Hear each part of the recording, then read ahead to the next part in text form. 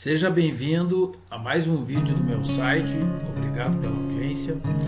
Nesse vídeo eu vou explicar para vocês quais as formas que existem de se obter, de se fazer a fertilização no laboratório de embriologia. Então, o que é feito após a coleta dos óvulos? A gente já conversou sobre como é que inicia a fertilização, como se captura os óvulos. E agora o óvulo já está no laboratório do centro de reprodução. O que é feito a partir daí? Quando o óvulo chega no centro de reprodução, que é do lado da sala da retirada dos óvulos, né? Então, o esposo, o companheiro, o marido já colheu o sêmen, que também é encaminhado para o laboratório de sêmen. Então, o sêmen é preparado num laboratório e o óvulo no outro laboratório. Quando eles já estão prontos para serem trabalhados no processo da fertilização, eles são unidos dentro do laboratório. Para explicar para vocês esse processo, que é um processo bastante complexo, bastante tecnológico, eu só queria trazer para vocês as duas formas que existem de fertilização. Obviamente que a fertilização é promover o encontro do espermatozoide com o óvulo, com o objetivo de gerar o embrião para depois ser colocado dentro do útero. Então, existe a fertilização in vitro propriamente dita, que basicamente funciona assim. O óvulo, depois de preparado, depois de lavado, classificado e avaliado, ele é colocado numa placa, uma gota com meio de cultura especial para isso, e juntamente com ele são preparados, são colocados em torno de 100 mil espermatozoides para cada óvulo.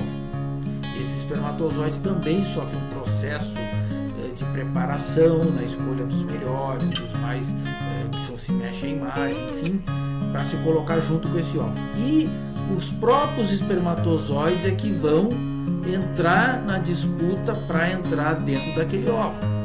Então esse processo procuraria imitar um pouco a natureza, onde o espermatozoide, um deles vai penetrar dentro do óvulo, e uma vez que ele penetre, a janela de abertura, no caso o óvulo, ele se fecha para a entrada de outros óvulos.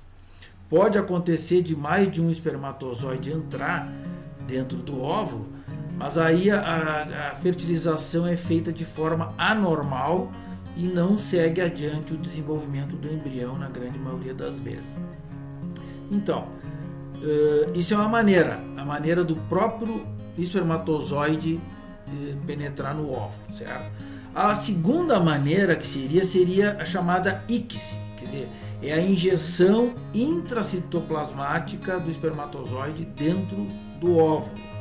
Esse processo ele é reservado muitas vezes em fertilização para homens que têm uma quantidade muito pequena de espermatozoide ou uma qualidade baixa da amostra do sêmen que foi colhido.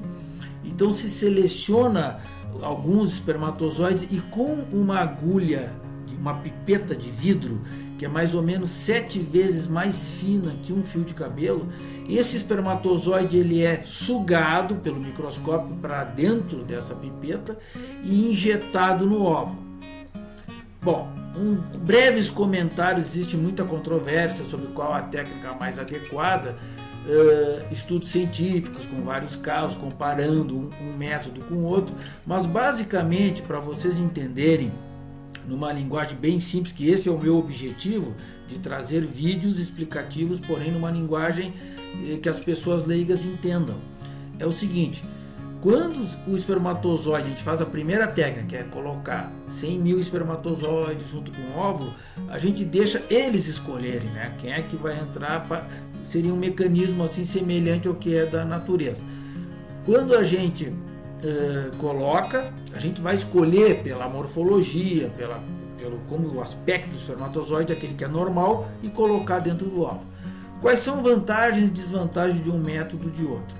A vantagem da fertilização convencional é que a gente estaria deixando a natureza decidir qual o melhor, certo? Ponto. Porém, Muitas vezes o óvulo ele pode haver falhas de fertilização, porque o óvulo pode ter uma cápsula um pouco mais rígida e o espermatozoide não conseguir penetrar dentro do óvulo, perdendo-se o ciclo. Diminui a taxa de fertilização em alguns casos. Já no caso da ICSI que a gente injeta, a gente tem uma taxa de fertilização maior. Então, dependendo das clínicas, umas utilizam FIV em sêmens que tem uma alta qualidade, um sêmen normal, tentam ICSI e outras tentam fertilização, aliás, e as outras reservam a ICSI para aqueles sêmens de mais baixa qualidade, para poder garantir um processo de fertilização. E algumas outras clínicas fazem a técnica mista, deixam um pouco fazer fertilização quando tem bastante óvulo e as outras deixam para fazer a ICSI. Geralmente, quando a gente não tem um grande número de óvulos, geralmente as clínicas, os embriologistas decidem por fazer ICSI para garantir o processo de fertilização e, consequentemente, a formação de embriões saudáveis. Era isso. Muito obrigado pela audiência de mais esse vídeo.